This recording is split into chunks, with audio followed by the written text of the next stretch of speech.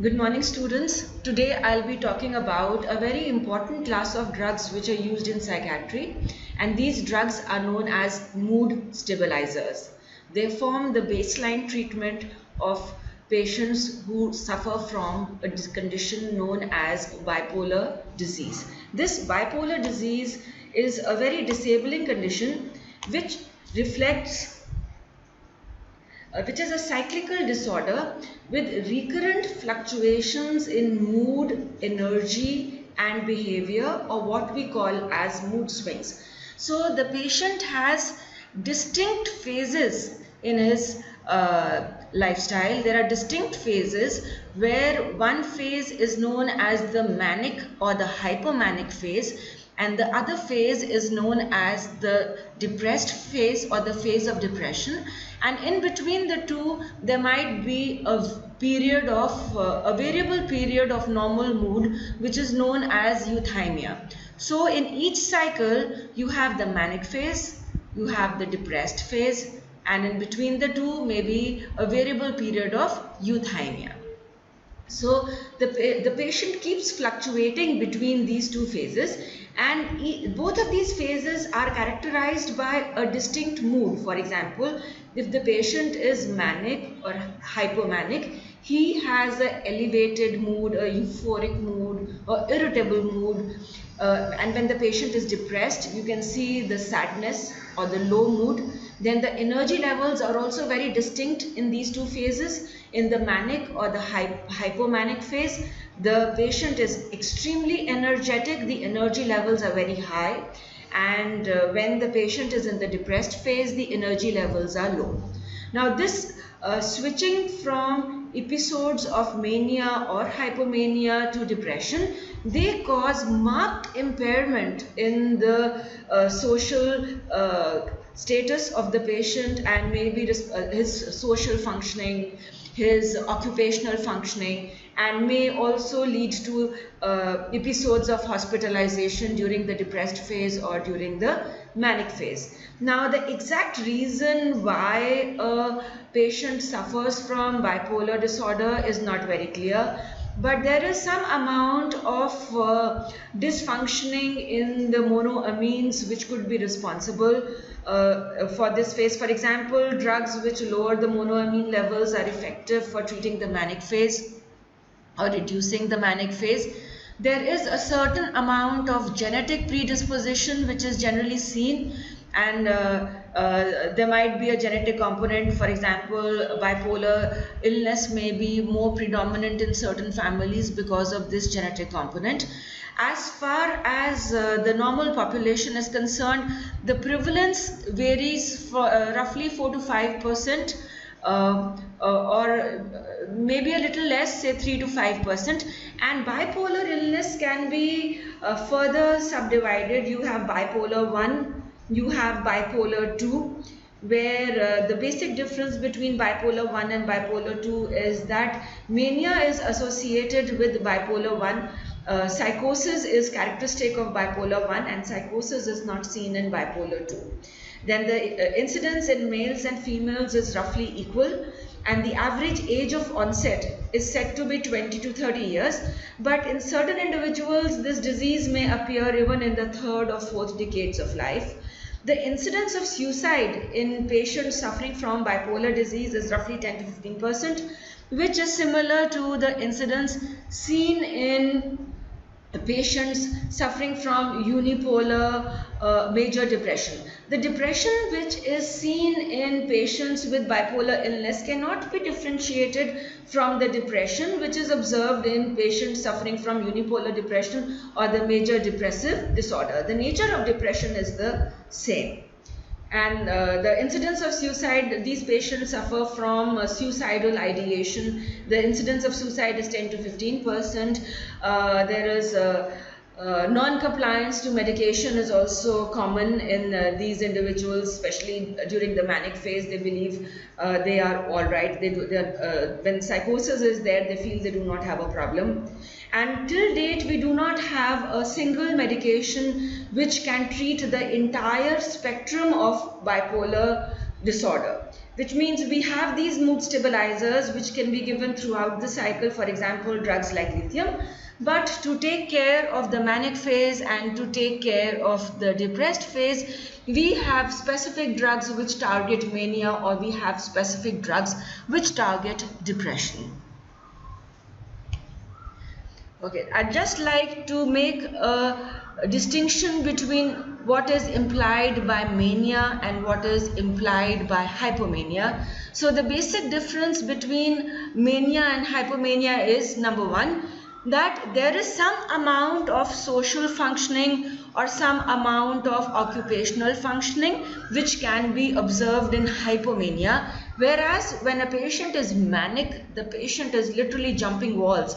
There is no amount of social functioning, there is no amount of occupational functioning. You cannot restrain a patient of mania except by physical means or except by using anti-manic drugs. There is no other way you can restrain a patient of mania. So these are the symptoms which are very characteristic of the manic phase. You have symptoms like distractibility. The patient is extremely distracted. He cannot stick to any activity for more than a few minutes. He is so distracted. There is a drastic reduction in the requirement of sleep. So there is insomnia. For example, a manic patient without any medication may sleep as little as half an hour, 1 hour to a max 2 hours in 24 hours. The patient has so much energy levels and there is such a reduction in the requirement of sleep that it is remarkable. The patient may suffer from grandiosity or inflated self-esteem in the manic phase, which means that the patient feels that he is a superhuman being. He can climb Mount Everest, for example. He can do literally anything in the world, which is generally impossible by normal people. So this is what is known as symptoms of grandiosity or inflated self-esteem. There is flight of ideas, or there is a subjective experience that the thoughts are racing, which means that the thought process is not normal. The patient fluctuates from one thought process to another thought process, and it may seem to the patient that his thoughts are racing. The patient is agitated. There is some amount of agitation. There is increase in goal-directed activity. The speech of the patient is pressured, which means that the patient is a compulsive speaker. He speaks more than normal. He is more talkative than what he is in the normal period. So this is what is implied by pressured speech, or he is more talkative than normal. Then the patient is characterized by impulsive behavior, or this patient, you can see a risk-taking behavior which is generally observed in the manic phase, or he is very impulsive. And these features may be slightly reduced when the patient is hypomanic. So, and plus there is no psychosis, plus there is some amount of occupational or social functioning which is seen in hypomania. And in hypomania also you can see that there is a distinct period of persistently elevated, expansive or irritable mood, which is different from the usual non-depressed mood. But it is not severe enough to cause marked impairment in social or occupational functioning, and this may last for a variable period of time. So this is what is implied by mania or hypomania. And when the patient has mania along with depression, we say it is bipolar 1. When the patient has hypomania along with depression, we say the patient has bipolar 2 illness. And if the patient has hypomania with a lesser severity and of depression, then we say the patient is cyclothymic. And there are certain patients whom we say that they are rapid cyclers. Rapid cyclers are those patients who have as many as 4 cycles of mania or 4 cycles of depression in a period of 1 year. So they frequently cycle between mania and depression within a year. So they are known as rapid cyclers. And then there are certain patients who have mixed episodes, which means that within a week or within 24 hours or within a day itself, they may fluctuate between hypomania and depression. So these patients are known as those who suffer from mixed episodes, and these patients generally have a much poorer response to treatment through drugs. They generally have a poorer prognosis, and they are generally more difficult to treat as compared to other patients suffering from bipolar 1 or bipolar 2 illness. Okay, so these are the drugs which are known as mood stabilizers.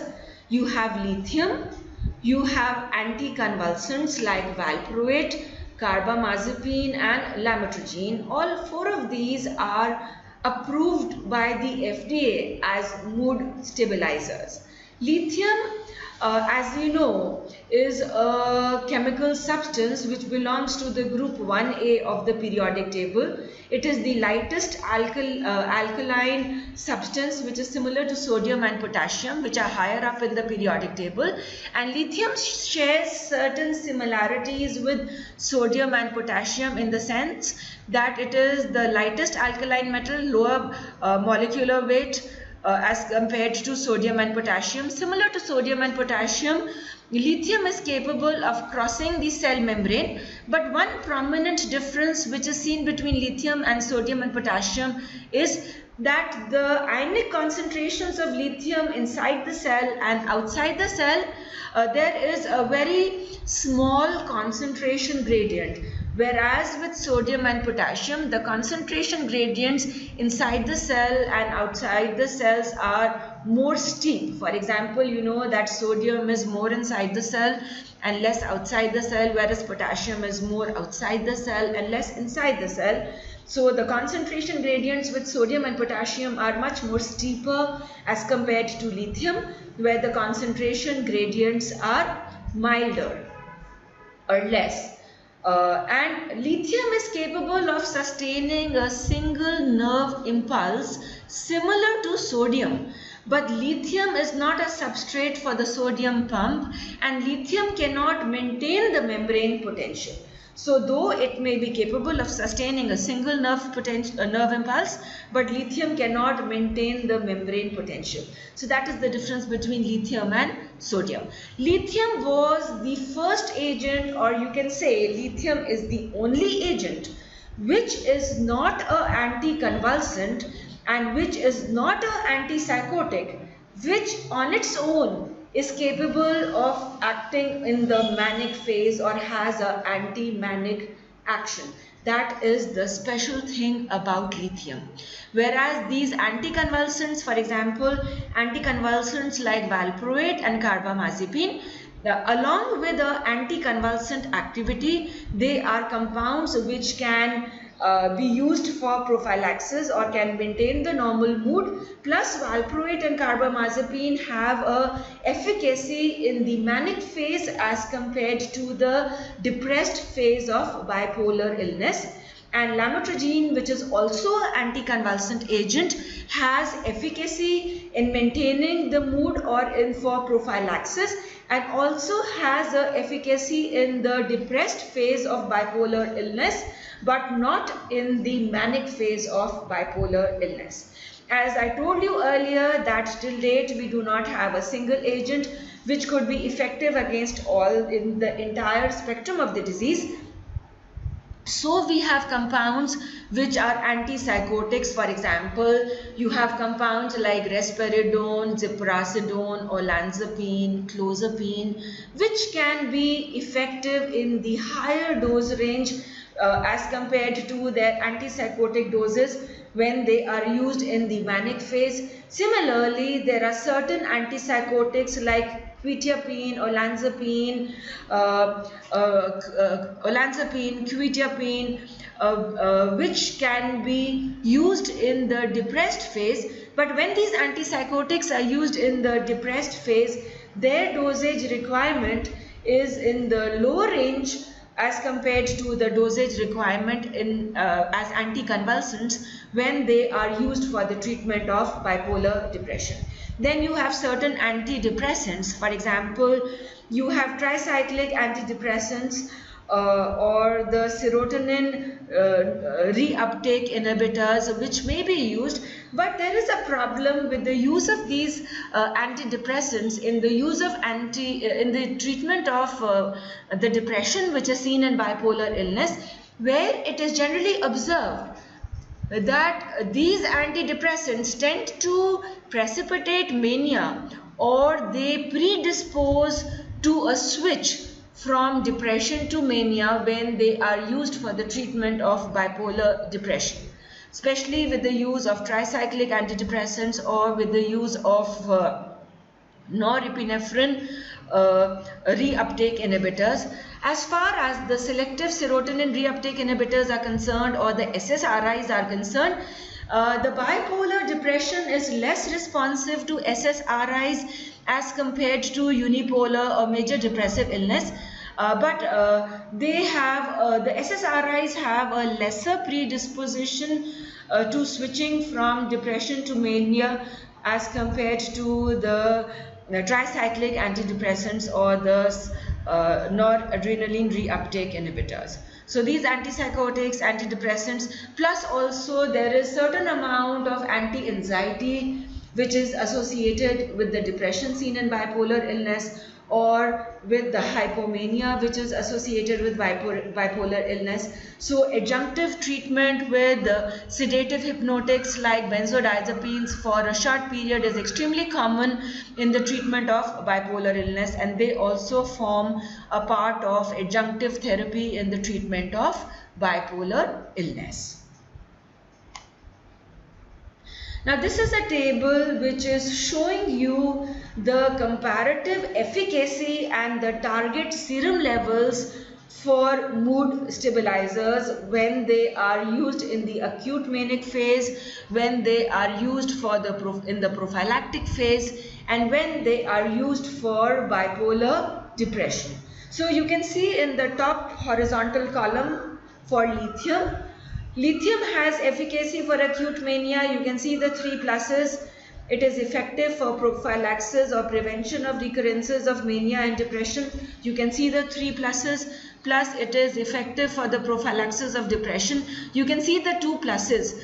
So if you see 3 pluses in acute mania and 2 pluses in bipolar depression, you can see that lithium has a greater efficacy in acute mania as compared to the efficacy in bipolar depression. If you compare lithium with lamotrigine, then various clinical studies have shown that lithium tries to bring the elevated mood or lowers the elevated mood and brings it down to the baseline mood, or it tends to lower the mood. Whereas with lamotrigine, it has been observed that lamotrigine elevates the lower mood and brings it to the baseline mood. So this is the basic difference between lithium and lamotrigine. Lamotrigine brings down the elevated mood to the baseline mood, where lithium brings down the elevated mood to the baseline mood, whereas lamotrigine raises the lower mood to the baseline mood. So that is how these two function. So lamotrigine does not have any efficacy in acute mania. Lamotrigine has a value for maintenance and for prophylaxis of depression, and has a value in bipolar depression. So if you look at the bottom column for lamotrigine, you can see a single minus sign for acute mania, 2 pluses for prophylaxis, and 2 pluses for bipolar efficacy in bipolar depression. Now if you look at the anticonvulsants valproate and carbamazepine, you can see that they have a greater efficacy in acute mania. Valproate, you can see 4 pluses. With carbamazepine, you can see a single plus. With valproate, you can see a minus sign in the case of bipolar depression, and you can see a plus oblique minus sign in bipolar depression in the case of carbamazepine. So with these two anticonvulsants, it is obvious that they have a greater efficacy in acute mania as compared to bipolar depression, where both of them can also be used for mood maintenance. Okay, so you can see that in the case of lithium, a higher serum level is required for acute mania as compared to prophylaxis and bipolar depression. In the case of valproate also, a higher serum level is required in acute mania as compared to prophylaxis. And in case of carbamazepine, you can see that the serum levels are more or less the same in acute mania, in prophylaxis, as well as in the case of bipolar depression. Okay, now I will discuss the mechanism of action of lithium as well as the anticonvulsants, that is valproate and carbamazepine, for the treatment of bipolar illness. Now you can see this is a figure which I have taken from Goodman-Gilman, and I had discussed this figure in relation to the mechanism of action of antipsychotics when I had discussed the antipsychotics. And here you can see the role of lithium also in this same figure, which shows you dopaminergic neurons projecting from the midbrain to the forebrain, where you can see the dopamine receptors D2 and D3 in the presynaptic neuron, and you can see the dopamine receptors D1 and D2 in the postsynaptic neuron, and you can see the antipsychotics act by inhibiting these dopaminergic neurons. And you can see the stimulant drugs which inhibit the reuptake of dopamine. And in the postsynaptic neuron, you can see that there are certain dopamine receptors, for example the D2 receptors, which are linked to the GQ type of G protein coupled receptors, where D2 receptor is a G protein coupled receptor associated with the GQ type of G protein, and stimulation of this GQ type of G protein is associated with the stimulation of the phospholipase C enzyme, and the stimulation of phospholipase C enzyme is associated with an increase in the phospholipase C activity, increase in the IP3-DAG levels, which are the second messenger systems which are associated with the increase in the calcium ions. And that cycle you can see in the top corner, where I will highlight this cycle in my next slide, where this is a figure which I have taken from your textbook KD Tripathi, where you can see these receptors located on the cell membrane. This highlighted portion, that figure, the light green portion which you can see is the cell membrane, where the receptor is located on the cell membrane. The pink circle represents the GQ type of G protein which is associated with phospholipase C, the stimulation of which acts by increasing the levels of IP3 and DAG, which are responsible for the stimulatory effects on this particular receptor. And then you can see that this IP3 breaks down into IP2, or inositol triphosphate breaks down into inositol diphosphate. This inositol diphosphate breaks down into inositol monophosphate, and this inositol monophosphate gets converted into inositol. This inositol again gets converted into inositol monophosphate, again gets converted into inositol diphosphate, and then this inositol diphosphate gets incorporated into the membrane phosphatidyl inositol. So you can see that the source of inositol in the membrane inositols is this inositol, which is liberated from the breakdown of IP3 and IP2. Now what happens is that lithium inhibits the enzyme which is responsible for the breakdown of inositol monophosphate and inositol diphosphate. So lithium inhibits enzyme which is known as inositol monophosphatase enzyme, which is responsible for the breakdown of inositol monophosphate, plus there is some amount of action of lithium in the inhibition of inositol diphosphate. So acutely what happens is that the stimulation of these receptors increases the level of Phospholipase C increases the levels of protein kinase C. So acutely there might be an increase in these levels. Acutely there is an increase in IP3 and DAG levels. But because there is an inhibitory effect on the breakdown of this, and the extracellular sources of inositol are very meager or negligible. So this is the major source of inositol getting incorporated into the membrane phospholipids, or they are responsible for the arachidonic acid turnover of the membranes. So in the long term, there is a decrease in the protein kinase C levels, and there is a decrease in the IP3 DAG levels, and a decrease in the calcium ion levels. So acutely there might be an increase in the levels of IP3 DAG and calcium ions, but in the long term there is a decrease in the levels of IP3 DAG as well as the calcium ions, and there is an inhibitory effect on protein kinase C.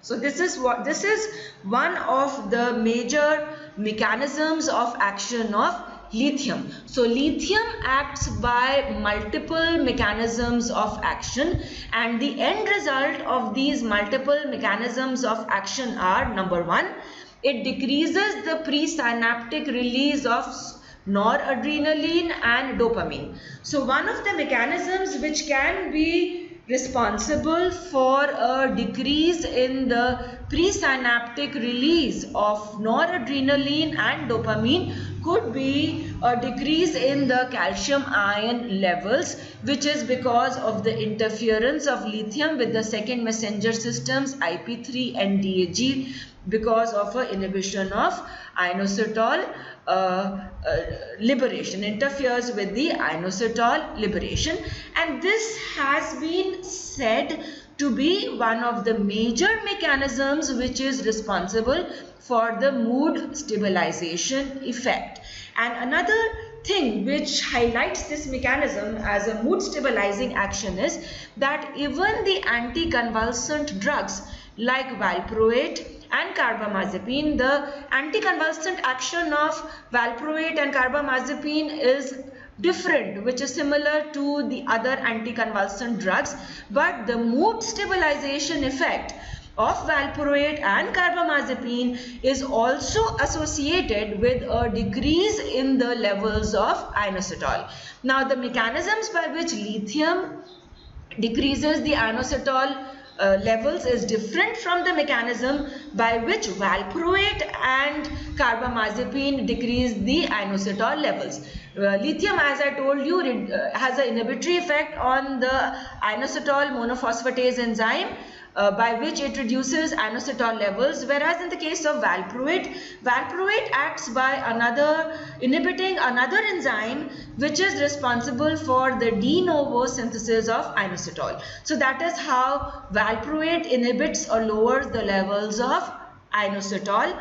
And carbamazepine also by its own mechanism has an inhibitory effect on the levels of inositol, by which carbamazepine produces a mood stabilization action which is different from the mechanism responsible for the anticonvulsant action of carbamazepine. Now these compounds, both lithium as well as valproate but not carbamazepine, are associated with an inhibitory effect on protein kinase C. The inhibitory effect on protein kinase C is not observed with carbamazepine, but it has been observed with lithium and has been observed with valproate. And this inhibitory effect on protein kinase C is associated with the mood stabilizing effect.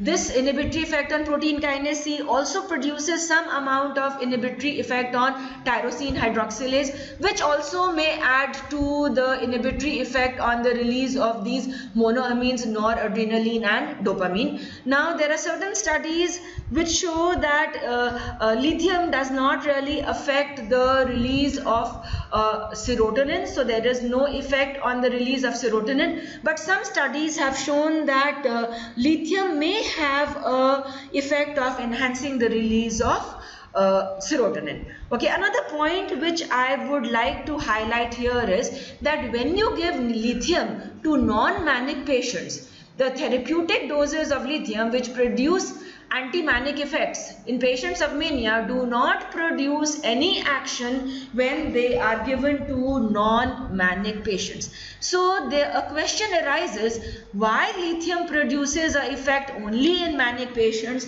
and does not produce any action in non-manic patients? Now the answer to this is that lithium selects those receptors which are working through the GQ-IP3-DAG pathway. So those receptors which are overactive and are working through the GQ-IP3-DAG calcium ion pathway are selected by lithium. So these overactive receptors are acted upon by lithium and they are supposed to be overactive in patients who are suffering from mania, and that is why lithium only produces, the therapeutic doses of lithium only produce a action in manic patients and do not produce a action in non-manic patients. So it inhibits hydrolysis of inositol 1-phosphate by inositol monophosphatase, which depletes free inositol levels, decreases IP3-DAG, and it may correct an imbalance in the brain monoamines, and it indirectly reduces signal transduction in overactive receptors acting by phosphatidyl inositol hydrolysis. Now, this action of inhibiting protein kinase C is observed with lithium, it is observed with valproate, but it is not observed with carbamazepine. Now there is another protein kinase which is believed to be responsible for the therapeutic actions of lithium and valproate, but is not involved in the therapeutic actions of carbamazepine. The name of this protein kinase is GSK3 beta. The full form of GSK3 beta is glycogen synthase kinase 3 beta. Now this GSK3 beta is also a multimodal protein kinase which works by multiple mechanisms, and chronic doses of lithium and chronic doses of valproate, they have an inhibitory effect on the levels of glycogen synthase kinase 3 beta. And this is believed to be associated with a mood stabilization action. There is a protein which is present in the hypothalamus and in the CNS which is known as beta-catenin, and GSK3 kinase is associated with increased phosphorylation of this beta-catenin protein, and this action of this action on GSK through these mood stabilizing drugs like lithium and valproate is associated with a mood stabilizing action, and this action of lithium and valproate is also associated with gene transcription through these protein kinases, which may be responsible for transcription factors which promote neuroprotection, factors which promote neural plasticity, which are the long-term effects of these compounds lithium and valproate. So these effects in the long term are responsible for the therapeutic effects of lithium and valproate, which are different from the short-term effects of lithium. So these are also the different postulated mechanisms of action of lithium and valproate. This action on GSK is not shared by carbamazepine, and then as I told you that these compounds lithium and valproate interfere with the arachidonic acid turnover because they involve inositol, and this action is shared by carbamazepine also. So these are the different postulated mechanisms of action of lithium, valproate and carbamazepine. Okay, now I'll be discussing lithium first, and this slide is showing you the pharmacokinetics of lithium. Lithium, if you remember, as an example of a drug in therapeutic drug monitoring, if you remember your general pharmacology, you might remember lithium as an example of a compound which requires therapeutic drug monitoring. And the reason why it requires therapeutic drug monitoring is that it is a compound which has a very low therapeutic window or a low therapeutic index. So the therapeutic range of lithium varies between 0.6 milliequivalent per liter plasma concentration to 1.5 milliequivalent per liter plasma concentration. And to promote this narrow fluctuation in the plasma concentration, we have sustained release preparations of lithium which are available.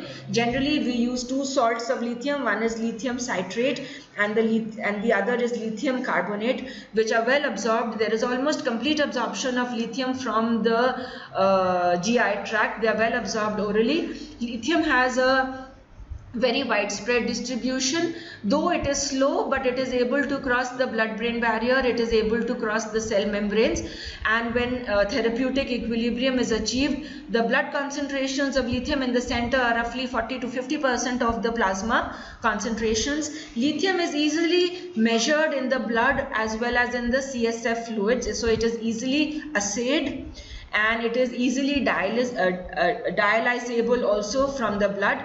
Since lithium is a metallic ion, it doesn't undergo any metabolism. There is no plasma protein binding, and the major route by which lithium is cleared from the body is by excretion through the kidneys. So as much as 95% of lithium is cleared through the kidneys. The rest 5% includes excretion through the GI tract, which is roughly 1%, and 4 to 5% maybe through sweat, maybe through saliva, and maybe through the breast milk. Females who are lactating secrete small amounts of lithium in the breast milk, and roughly the plasma concentration of lithium in breastfed infants is about 20% of the plasma concentration of lithium which is seen in the other treated patients of lithium, and generally this level is not sufficient to produce any changes in behavior. Now, a very important factor with lithium and kidneys is that roughly more than 90% of the lithium undergoes tubular reabsorption in the proximal tubules, and there is no reabsorption of lithium in the distal tubules, and lithium competes with sodium for tubular reabsorption. So if the patient, for example, is on a diuretic, diuretics, as you know, promote sodium excretion. So if the patient is on diuretic, and this will promote sodium excretion, so this will promote lithium retention. So diuretics can reduce lithium clearance and they can precipitate toxicity. So this is one drug interaction which is seen with lithium and diuretics, and for example conditions like diarrhea, for example, where there is excessive sodium loss, may also promote sodium retention, lithium retention. And if, for example, the patient is sweating profusely, normally in sweat also there is a greater predisposition of lithium to be excreted in sweat as compared to sodium.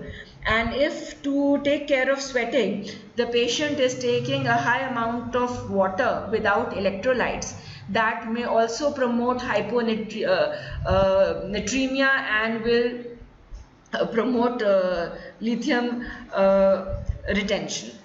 So this is another drug interaction, and sodium chloride and water is the antidote for treating high levels of lithium in the body.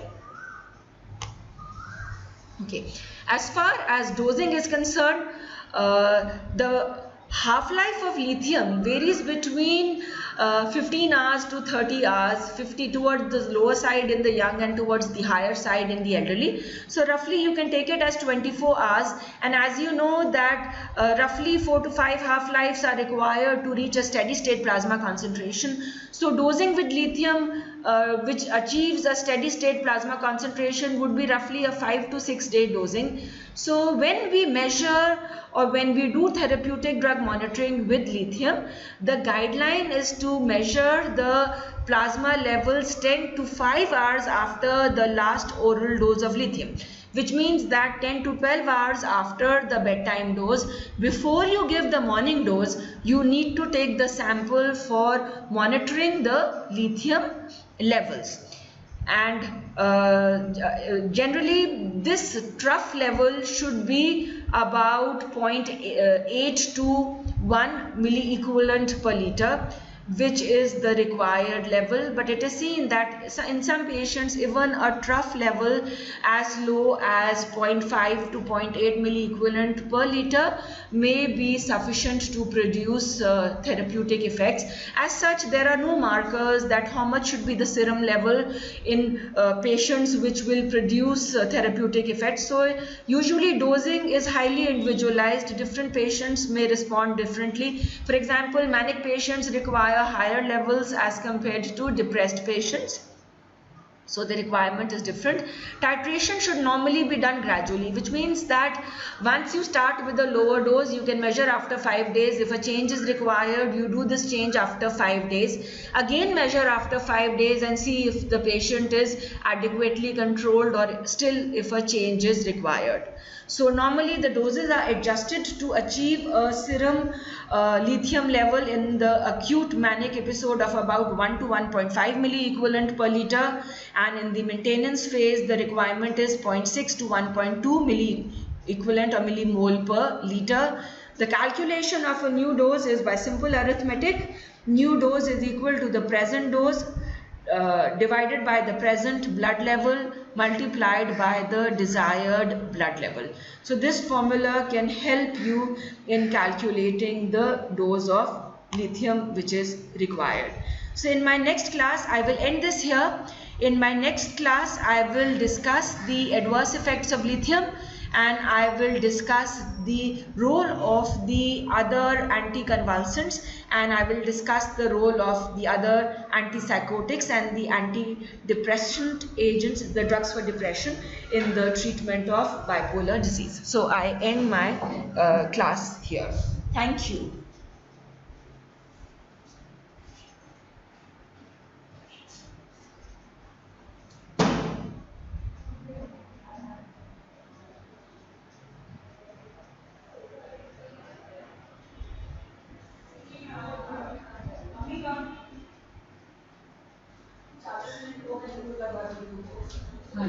Let it go. Let us stop it. क्योंकि वो नहीं तो फिर waste है. Yeah. Let us do escape first for the ma'am's PowerPoint.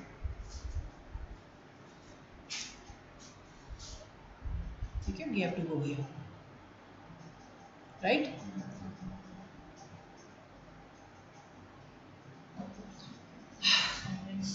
Just be careful, huh? करो stop. आया ना, आ गया ना? हाँ, stop करो इसको. Stop.